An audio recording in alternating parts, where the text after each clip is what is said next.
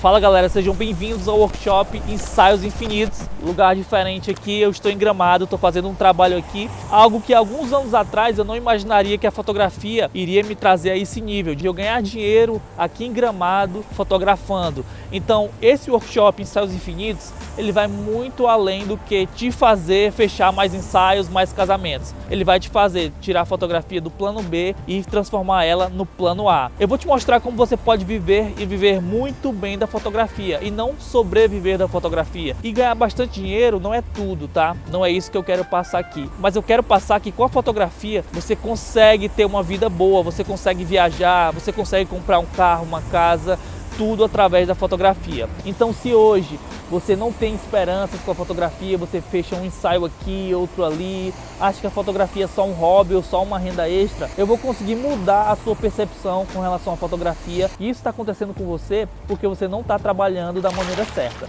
Opa, antes de continuar, eu quero avisar que vai ter um sorteio para quem assistir todas as aulas do workshop Ensaios Infinitos. E quem ganhar esse sorteio vai ganhar 1 hora de consultoria gratuita comigo, mais uma análise de portfólio. Tá, mas como eu, Bruno, vou saber que você assistiu todas as aulas? Eu vou soltar uma palavra-chave no meio de cada aula. Então você vai ter que anotar essa palavra-chave para no final poder participar desse sorteio. E a palavra-chave da aula de hoje é clientes. Então anota aí a palavra-chave clientes. Cara, se você não quer perder esse sorteio, 1 hora de consultoria comigo, que a galera paga uma graninha para ter essa consultoria, mais uma análise de portfólio, assiste todas as aulas e também anota todas as palavras-chave. Então, sem enrolação, bora continuar. Aí eu sei que muita gente já vai dizer, mas Bruno, para fazer boas fotos, para ganhar dinheiro com fotografia, você precisa ter uma lente cara, uma câmera cara. Por exemplo, aqui na minha mão tá uma R6 e uma 85mm 1.2. Só esse conjunto aqui, ele dá mais de 40 mil reais. Então se eu fosse esperar ter esse setup aqui para me ganhar dinheiro com a fotografia, cara, era melhor eu ter feito outra coisa, porque eu só consigo comprar esse setup aqui depois de fazer muitos trabalhos, muitos ensaios, muitos casamentos. Eu só consegui comprar isso aqui porque eu me dediquei à fotografia, eu fiz muitos trabalhos e hoje eu posso ter esse setup sem doer no meu bolso, sem me fazer falta. Então eu compro uma lente dessa, eu compro uma câmera dessa sem fazer falta. Cara, é muito dinheiro? É muito dinheiro. Eu não vou dizer que, cara, de boa.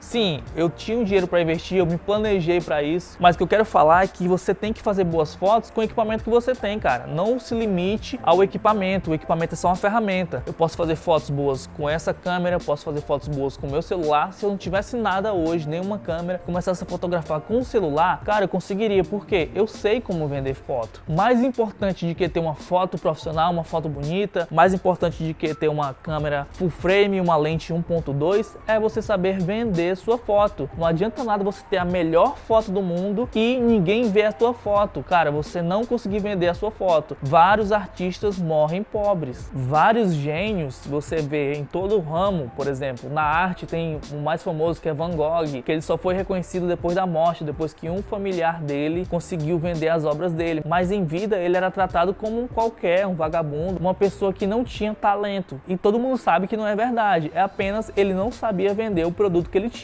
E trazendo para fotografia, cara, vários amigos meus, várias pessoas que eu vejo também desistindo da fotografia, vendendo equipamentos, porque não consegue viver da fotografia, porque não sabe vender a sua foto. E eu não almejava viver da fotografia. Eu tinha um cargo de confiança numa empresa grande aqui da região, era uma empresa de cerveja, e um dia eu contratei um fotógrafo para fazer a capa de um álbum de uma banda que eu tocava, né? A gente foi fazer as fotos e tal. Um amigo meu conseguiu as fotos brutas com ele, as fotos em RAW. Ele entregou as fotos, beleza, ficaram legais. Só que eu peguei essas fotos e fui editar no Lightroom. Mas por que, Bruno? Assim, você já sabia do Lightroom, já conhecia fotografia? Não. O contato que eu tinha com fotografia era fazer fotos para as redes sociais, no tempo do Orkut e tal. Eu gostava muito de editar fotos no Photoscape. Então eu gostava realmente, passava horas e horas ali mexendo e achava bacana. E esse meu amigo, que foi ele que indicou o fotógrafo, ele já conhecia o Lightroom pela faculdade de publicidade, né? Então ele falou, Bruno, o Lightroom é o programa de edição profissional. Se tu gosta de editar fotos e tal, toma aqui, ó. toma as fotos em RAW, né, as fotos brutas, e o Lightroom tu baixa aí. Eu baixei o Lightroom, comecei a editar. Quando eu mostrei as fotos estavam muito melhor do que as fotos do fotógrafo profissional. Cara, muito melhor, assim, de longe. E esse meu amigo, ele ficou impressionado. Tipo, cara, tu nunca estudou fotografia, nunca estudou edição de fato, né, edição profissional, e tua edição tá melhor do que a edição dele. Falando assim, parece que eu nasci com um dom. Cara, na verdade não é. Eu sou apenas curioso. Eu não fico acomodado. Eu não cedo a uma situação. Por exemplo, eu tô com falta de cliente. Eu vou deixar rolar? Não, eu vou tomar alguma atitude. Então foi no mesmo caso, citando, né, a questão do Lightroom. Então eu peguei o programa, comecei a mexer, não tava dando certo. Cara, eu fui fuçando, velho. Fui fuçando. Não foi da noite pro dia. Não foi eu abrir o programa e conseguir editar, não. Teve um processo. Eu fui tentando aprender e tal, sozinho mesmo, mexendo em cada botãozinho para saber o que servia, qual era o efeito que dava na foto. Então, isso é só para exemplificar que você não precisa ficar acomodado com uma situação.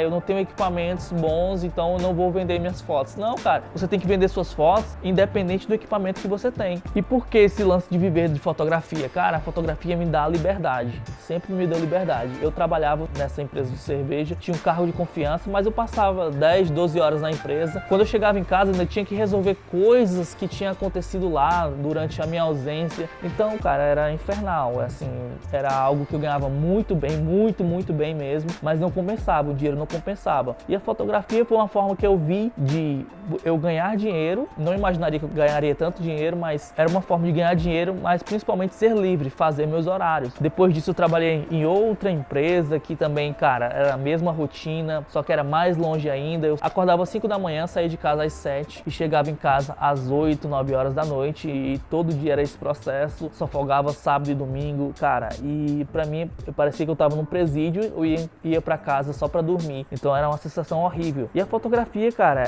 me libertou de tudo isso. Hoje eu acordo na hora que eu quero, eu escolho os meus clientes, mas não pense que foi fácil pra mim.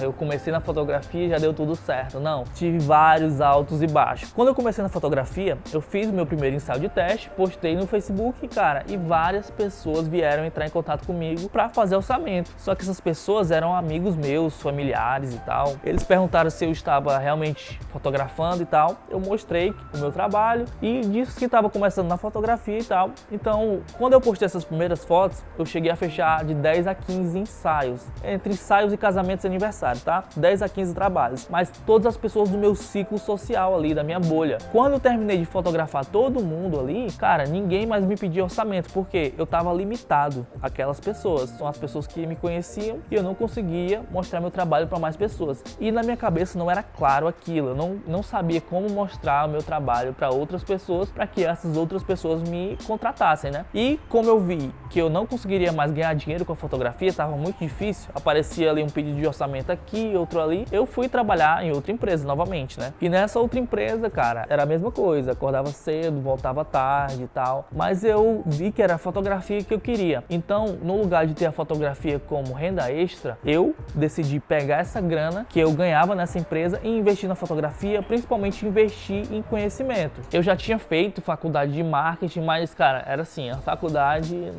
não ensinava quase nada. Nada que eu precisava para dar continuidade à minha carreira de fotógrafo. Então eu fui estudar marketing digital, fui estudar outras coisas que não eram bem relacionadas à fotografia, mas era relacionado ao negócio em si, né? Tratar o meu negócio de fotografia como uma empresa. Não pensar que é só um hobby ou é algo assim aleatório, informal, não. Eu teria que tratar o meu negócio de fotografia como uma empresa de verdade. E eu vejo assim na minha carreira duas viradas de chave principais. A primeira foi quando eu criei a minha identidade visual através da edição. Consegui me destacar da minha concorrência. Cara, com isso eu consegui vender fotos mais caras, eu consegui me diferenciar da galera e tal. Então esse foi um marco muito importante na minha carreira, só que o que mudou completamente foi eu saber vender a minha fotografia. Desde como saber atender uma pessoa, a passar o orçamento, como fazer campanhas de Facebook, campanhas de Google, trabalhar também na forma orgânica o meu Instagram. Cara, eu tinha um Instagram já de, sei lá, 33 mil seguidores, quase 40 mil seguidores, que eu trabalhava de forma orgânica. Cara, um número impressionante, principalmente nos dias de hoje. Mas depois que eu aprendi a trabalhar de forma paga, né, tráfego pago, fazendo campanhas no Google, campanhas no Facebook, os números são absurdos, são muito maiores que isso, mas eu não me apego a essas métricas de vaidade, eu me apego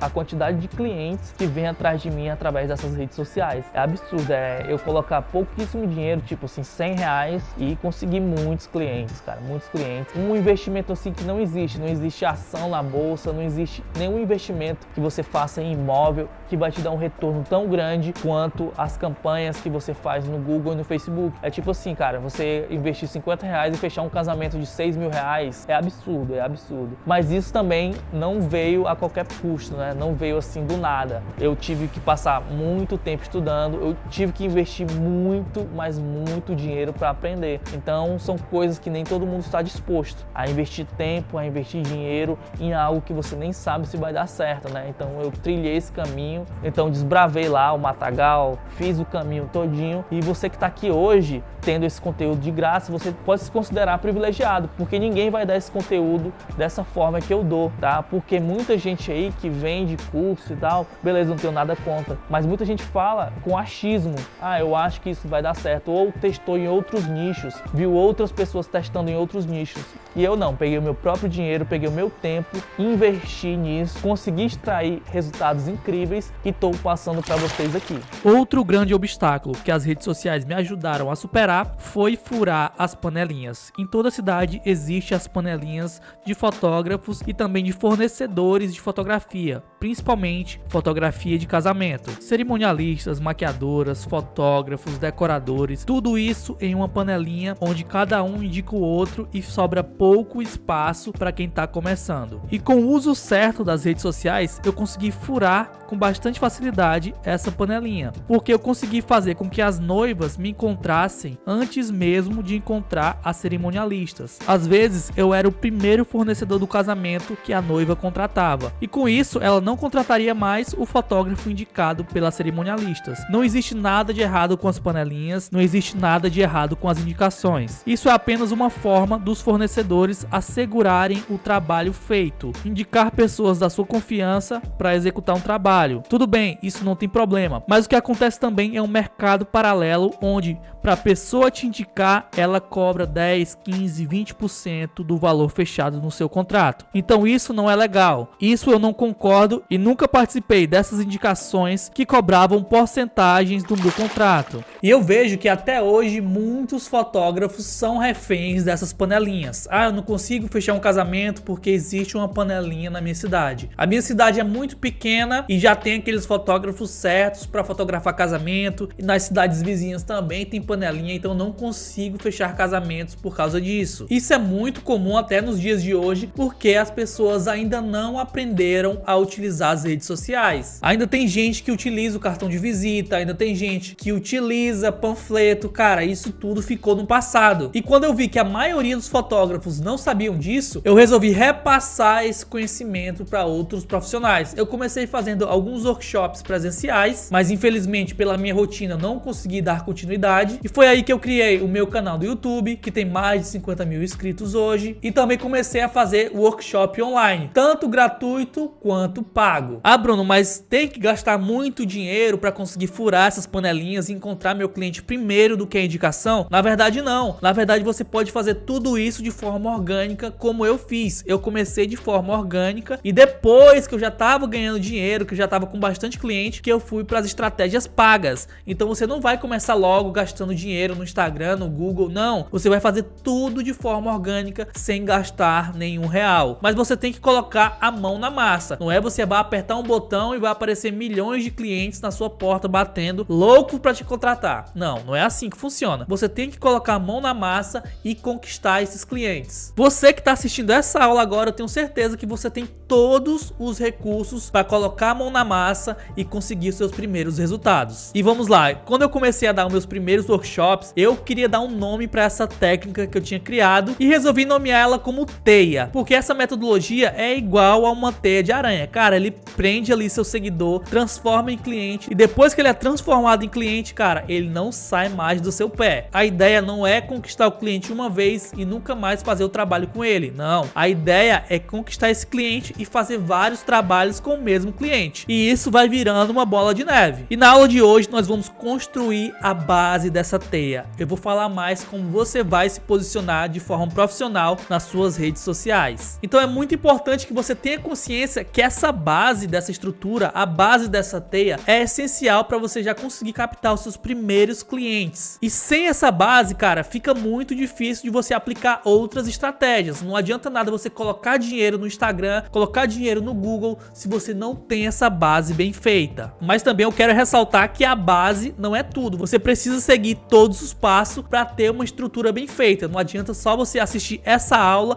e pensar que sabe tudo. Não, essa é a primeira aula. Você precisa do restante do conhecimento, que são as outras aulas, para montar toda essa estrutura. Vamos lá, como eu comecei a me posicionar de forma profissional, como um fotógrafo profissional realmente. Antes, eu trabalhava numa empresa, era músico e tal, então o meu perfil do Instagram tinha muito da minha vida pessoal, tinha muito eu tocando violão, eu cantando lá e tal, e eu tava naquela fase de transição, de a fotografia ser a minha segunda profissão, digamos assim, ou minha renda extra, para ela ser a profissão principal, aquilo que eu ia ser realmente. Então tava muito mesclado, a pessoa entrava no meu perfil e via ali uns ensaios, via alguns casamentos, aí via umas fotos pessoais, via algumas fotos tocando violão e tal, então eu não tinha nada a ver, era algo muito bagunçado, e aquilo não trazia credibilidade nenhuma pra mim. Então eu comecei a analisar e fiz uma analogia do Instagram com uma loja de shopping. Vamos supor que o Instagram é um shopping, tá? E cada perfil é uma loja, então as lojas colocam na vitrine aquilo que elas querem vender. Então não adiantava nada eu querer vender casamento, sendo que no meu perfil só tinha foto de ensaio, tinha foto pessoal, foto dos meus cachorros, foto de violão e não tinha foto de casamento. Não era aquilo que estava na minha vitrine. Então a primeira coisa que eu fiz foi reformular o meu Instagram e fazer um portfólio digital. Colocar na minha vitrine somente aquilo que eu queria vender. Então eu comecei a arquivar as fotos antigas, arquivei e deixei somente o meu portfólio. E juntamente com isso eu comecei a analisar os meus concorrentes. Qual eram os pontos fracos dos meus concorrentes? Cara, eu comecei a ver muita coisa que dava pra melhorar e eu comecei a melhorar no meu Instagram, por exemplo. Foto de perfil. Normalmente os caras fazem o quê? Uma foto de frente pro espelho, com a câmera no rosto, uma foto preta e branca. Cara, quase 90% dos concorrentes tinham essa mesma foto. Eles não tinham uma bio bem feita, bem escrita, às vezes tinha até erro ortográfico. Na bio não tinha de qual cidade o cara era, não tinha um link para ir direto pro WhatsApp. Então eram vários erros básicos que a maioria até hoje ainda comete. Cara, você tem uma boa foto de perfil, você tem uma boa descrição, a cidade de onde você é, o que você fotografa e um link direto pro WhatsApp para você fazer um atendimento, isso é básico. Se você não faz isso hoje, cara, quando terminar essa aula, a primeira coisa que você vai fazer é arrumar o seu Instagram, porque isso é básico, é muito básico. Outra coisa que ninguém tinha era o quem sou eu. O cliente não sabia quem era aquele fotógrafo, às vezes não tinha nem foto. Por exemplo, Estúdio Flor de Lis. Cara, quem é o Estúdio Flor de Lis? É um homem, é uma mulher, é um casal que toma conta desse estúdio? Quem é o fotógrafo? Quem é a pessoa por trás desse estúdio? Então tudo isso influencia na decisão de compra do consumidor. Fotografia é algo muito pessoal e o que eu comecei a fazer foi melhorar os meus destaques, colocar o quem sou eu, me apresentando para minha audiência, colocar vários depoimentos de clientes, e esses depoimentos geram prova social, que é outra pessoa falando bem do seu negócio, diferentemente de você mesmo falar bem do seu negócio. É lógico que você não vai falar mal, mas outras pessoas falando bem, cara, isso gera muita credibilidade e muita prova social. Então eu comecei a arrumar isso tudo, colocar coisas que os meus concorrentes não faziam. E outra coisa também, comecei a analisar os top players do Instagram, não só os do meu nicho da fotografia, mas também outras pessoas de outros nichos, advocacia, médicos, nutricionistas, profissionais de educação física, aquelas pessoas que no seu nicho eram os top players do Instagram, as pessoas que tinham mais seguidores, mais relevâncias no Instagram. Então eu pegava o que eles tinham de melhor, as boas práticas deles e aplicava no meu Instagram. Lógico, sempre pegando como referência, nunca como cópia. A fulana de tal que saiu do BBB faz isso no Instagram dela, eu vou fazer no meu também. Não, não é isso, tá? É ver o que dá certo lá,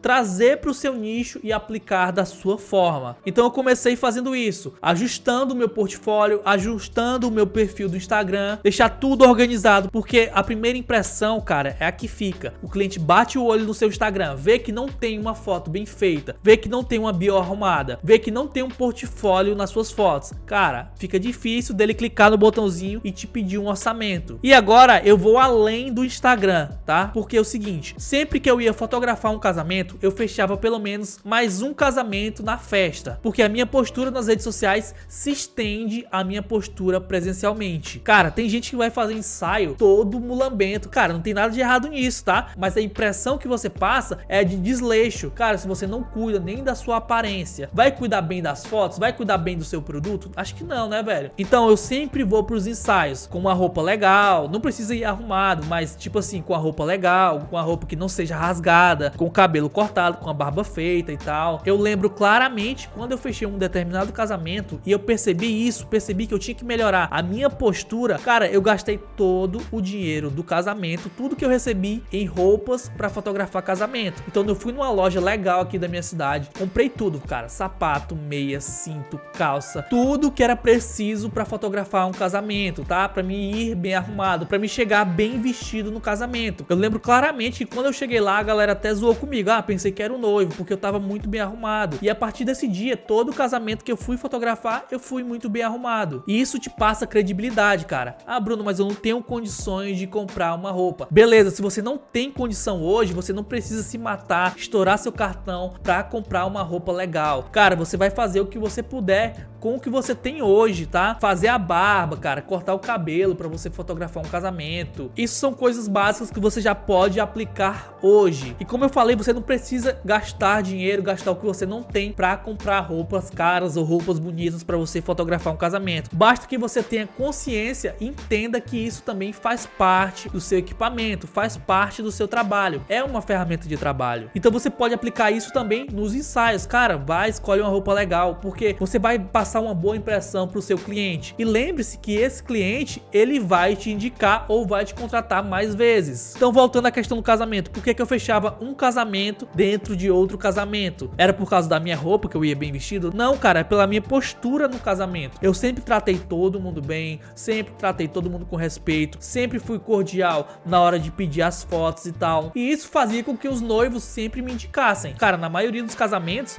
os padrinhos são casais também. Então muita gente também tá noiva lá dentro do casamento. E é muito comum, se os noivos gostarem de você, te indicarem lá no momento do casamento. Ó, fotógrafo bom e tal, indico 100%. Então é isso, cara. A sua postura na rede social, ela vai se estender à sua postura no offline, no cara a cara, quando você estiver executando o seu trabalho. E o próximo passo para construir a minha teia foi a produção de conteúdo. E essa é uma parte que muitos fotógrafos se enganam, porque muitos fotógrafos produzem conteúdos para outros fotógrafos. E não é isso, cara. Você tem que produzir conteúdos pro seu cliente, pro seu público-alvo. Hoje a gente tá na geração do marketing de conteúdo. Você gera conteúdo, gera valor e isso faz com que as pessoas sintam confiança em te contratar. Ah, Bruno, agora eu tenho que deixar de ser fotógrafo, de ser fotógrafa pra ser uma blogueira, um blogueiro e fazer um monte de dancinha nas redes sociais? Não, você vai continuar sendo fotógrafo. Você vai fazer as duas coisas. Você vai produzir conteúdo pro seu cliente e também vai fotografar. E nada impede de você fazer as duas coisas ao mesmo tempo.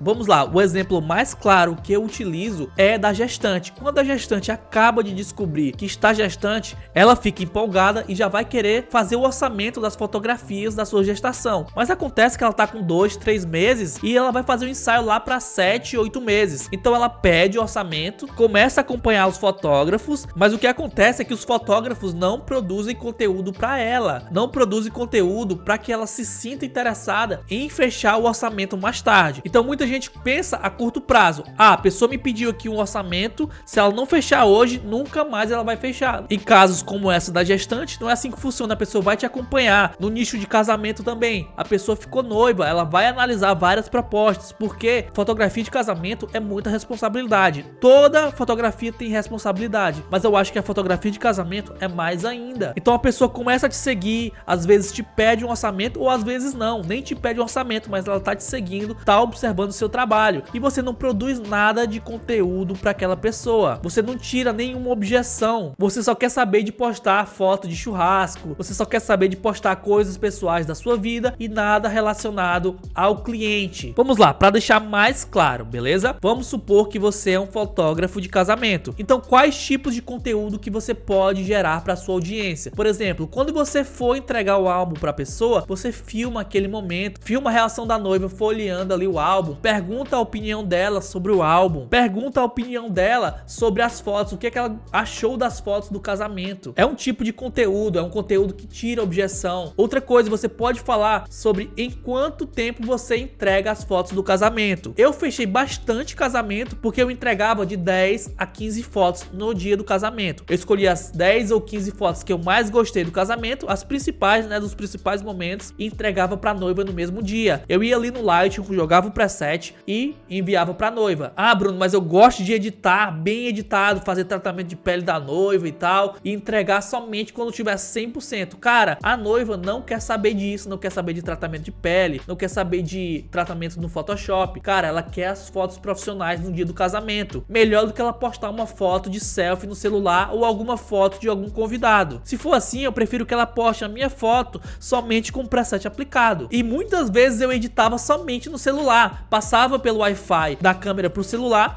editava e já mandava, coisa mais rápida do mundo. Cara, e aquilo era uma grande objeção das noivas, porque a cultura dos fotógrafos era eu entregar o casamento com 30 dias, 60 dias, 90 dias. Então pensa só, você fez seu casamento hoje e só vai receber as fotos daqui a 3 meses. Cara, isso é uma grande objeção. Então você pode criar conteúdo falando, cara, no dia do casamento eu já entrego algumas fotos pra noiva e elas ficam muito felizes e tal. Você pode filmar essa reação da noiva recebendo as fotos. Ah, terminou a festa de casamento, ela já tá recebendo as fotos. Ou melhor, já cheguei a contratar assistente só pra ir passando as fotos pro notebook e ir separando as melhores fotos. Então sempre que enchia um cartão, sempre que tinha uma pausa, eu parava, eu tirava o cartão de memória, pegava outro, entregava pra esse assistente, ele passava pro notebook e ia separando as melhores fotos. Então ficava mais fácil ainda de entregar as fotos no mesmo dia. E todas as fotos do casamento eu sempre entreguei em menos de 7 dias. Então essa é uma objeção muito forte que as noivas tinham. E como é que eu consegui perceber essa objeção? Como é que eu percebi que existia essa objeção? Conversando com as noivas. Quando você produz conteúdo para um determinado tipo de pessoa, essas pessoas vêm no seu direct tirar dúvidas com você. Quando você coloca caixinha de pergunta nos seus stories, muitas pessoas vêm tirar dúvida com você. Então através daí, através da produção de conteúdo, você vai conseguir identificar objeções do seu público. E você sabendo quais são as maiores objeções do seu público, você consegue quebrar elas antes mesmo do cliente te perguntar. Então antes mesmo da noiva te pedir um orçamento, ela já sabe que você entrega as fotos com 7 dias, todas as fotos, e também ela já sabe que você entrega de 10 a 15 fotos do casamento no dia, na hora da festa. Então isso já vai ser uma objeção quebrada, ela já vai pro próximo passo. É muito melhor você quebrar todas as objeções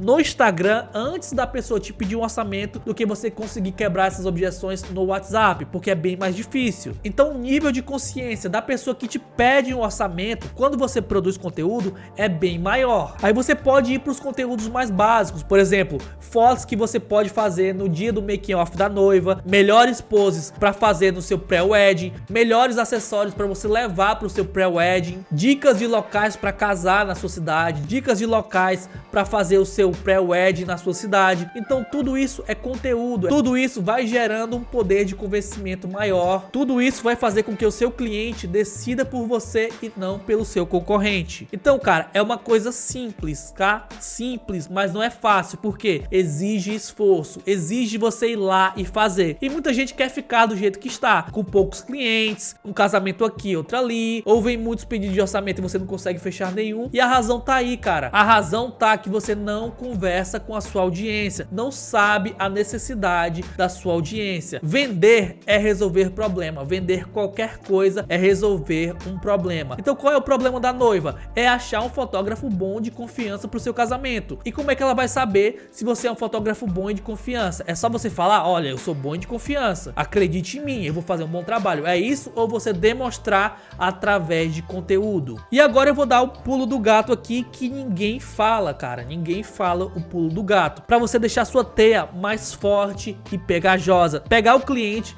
e não largar mais. Cara, é você pegar os melhores conteúdos, os conteúdos que deram mais engajamento e você patrocinar, você colocar dinheiro neles. No começo você não precisa gastar nenhum real para produzir esses conteúdos. Você pode fazer os conteúdos quando você estiver fotografando seus ensaios, seus casamentos. Você pode produzir lá os seus conteúdos. Cara, paga 50 reais para alguém ir lá filmar com o celular e fazer os bastidores para você produzir esse tipo de conteúdo. Aí você pega os melhores conteúdos que deram mais engajamento e você patrocina no Instagram. manhã, você coloca dinheiro, nem que seja 10 reais por dia, 6 reais por dia, que eu acho que é o mínimo. Você vai colocar essa grana mínima e vai mostrar o seu trabalho para milhares de pessoas. Lembrando que esse é apenas o primeiro passo da sua jornada. Amanhã a gente vai ver sobre Google. Cara, o Google é uma das ferramentas menos utilizadas pelos fotógrafos, mas a que dá mais resultado. E cara, vamos gerar um movimento aqui pelo fim das panelinhas. Cara, eu não gosto da panelinha, entendo, mas eu não gosto e por isso quero levantar esse movimento junto com vocês pelo fim das panelinhas, hashtag fim das panelinhas. E eu espero que eu tenha te mostrado com a aula de hoje a importância do seu posicionamento como fotógrafo. Antigamente a gente dependia de indicações, panfleto, cartão de visita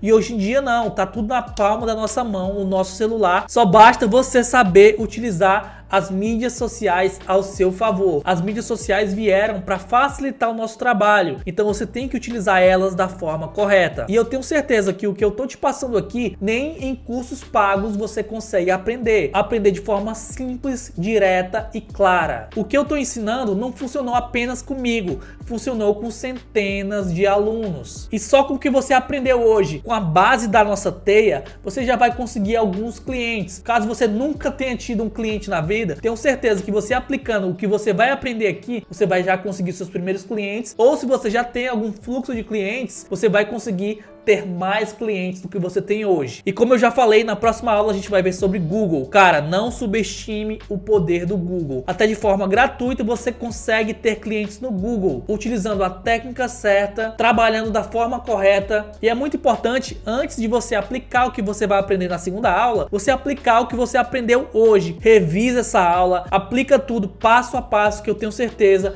que os seus resultados vão começar a mudar. Amanhã a gente vai utilizar outras ferramentas diferentes das ferramentas de hoje e cada vez mais fortalecendo essa teia que vai conseguir muitos clientes. É isso aí e até a próxima aula.